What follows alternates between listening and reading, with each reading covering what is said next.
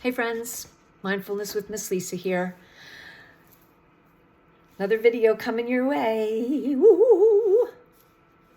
So it's been a very emotional week for me this past week. A lot going on in my life. It's all good. There's nothing wrong, but it still brings up a lot of emotions. And I was talking to a friend of mine this morning. We went out for coffee about fear, right? Fear. And we were having this conversation about how much fear people live with on a daily basis, right? Fear of missing out, FOMO, fear of the unknown, fear of, our climate in politics right now is pretty fearful, right? We have a lot going on. And it's paralyzing for some humans. It's really paralyzing. How can it not be, right? Sometimes it can't be, you can't find any grace or any relief. But also there's an aspect of fear that I really, think about as a good motivator. Like, do things differently in the world if you are stuck or unable to loosen the grip that fear has on you, on your mind, on your body, on your heart. Like, fear itself can be paralyzing, but you can take fear and you can use it to motivate. Usually it's fear first, then it's anger. So perhaps what I want you to do today is just take a moment to pause and reflect on how fear has either held you captive or has forced you to do things differently so you can survive. So you can survive, right?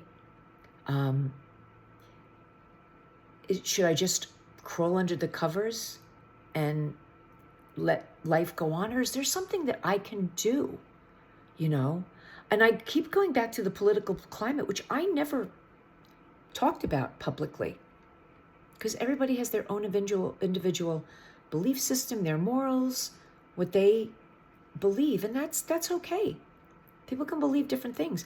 But I talk about it because if you don't like the way things are and you're fearful, get off your ass and do something about it, right? Do something about it. Let it motivate you to do something differently, right?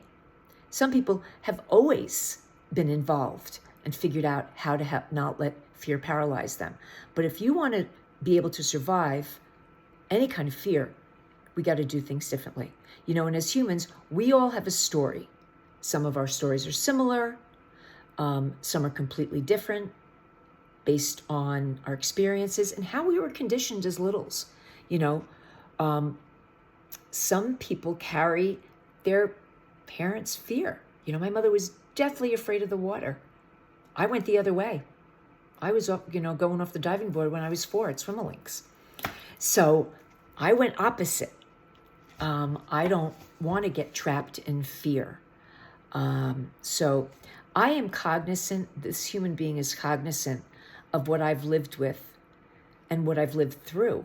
And I am grateful for the experiences that have made me a really strong human. I have my moments, but I'm a strong person. And in my experience, again, this is always my experience. And I hope when I share it with you, you can have the aha moment I talk about. I've been able to replace the fear with hope, with gratitude, with compassion, with common sense. Insanity, the definition is keep doing the same thing over and over and expect a different result. I lived like that for a long time. I lived thinking things were going to change and they never did. So it doesn't mean that the fear is never here. Don't get me wrong. There is fear. It means that with the right tools, the right people in my tribe, I can survive and I can walk through fear. Life is beautiful. Life is messy.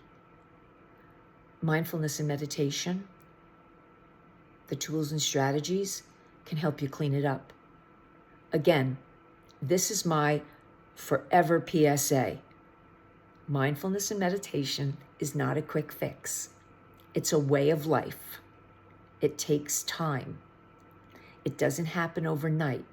And you could be practicing for 10, 20, 30, 40, 50 years until the day you die and you still don't get it perfectly. But you have a good shot of making your life better and those around you having a better life because of you and your actions. I hope that helps someone today.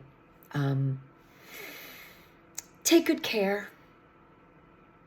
Like me on my Mindfulness with Miss Lisa page, Instagram, YouTube, and a shout out to all the people out there putting videos out. It takes a long time.